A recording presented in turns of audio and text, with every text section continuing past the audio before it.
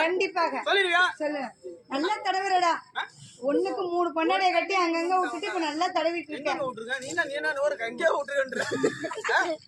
அவங்க நேரத்துல அவங்கள பத்திரமா வச்சிருக்கேன். அடுத்தவன் முன்னாடி இந்த தடவுறேன். தான் முன்னாடி அவன் தடவிட்டு இருக்கான்னு தெரியல. ஏன் முன்னாடி என்ன பண்ணிருக்க? பெரிய திண்டுக்குள் பூட்டு வாங்கி ரூமுக்குள்ள விட்டு எங்க அப்படி உள்ளார விட்டு நல்ல குடும்பம்டா. வெளியில போன பல நோய் வருது. சரி நானே அப்பனு ஒரே பிளேட்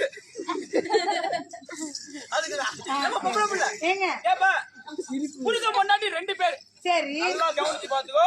புருஷன் பொண்டாட்டி புருஷன் 2 பேர். சரி மொத்தம் 5 ஆடும். 5 ஆடு. ஓகேவா?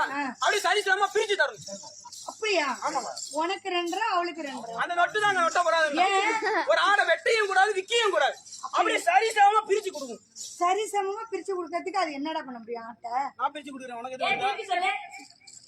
புருஷன் பொண்டாட்டி 2 பேர். புருஷன் பொண்டாட்டி 2 பேர். மொத்தம் 5 ஆடும். 5 ஆடும். சரியா? அப்படி சரிசமமா பிரிச்சு கொடுக்கணும். இல்லையா? உங்களுக்கு எதுவும் கேள்வி வருதா? நான் சொல்லுவா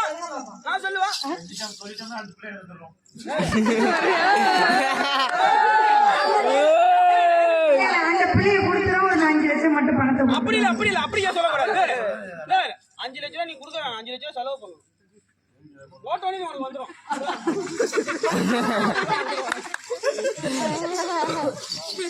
எல்லாம் மேல வண்டி தான் லுழுக்குன்னு போயிட்டு சொல்லுவா பிரிப்பா.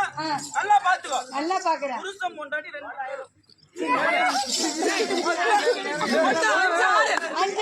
சரியா? அப்படியே சரிசமமா பிரிக்கணும். பிரிப்பா.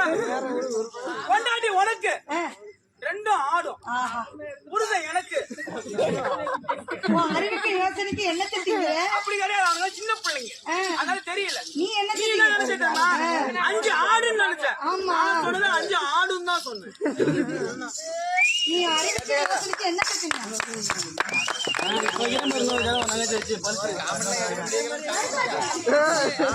பொம்பளை பிள்ளை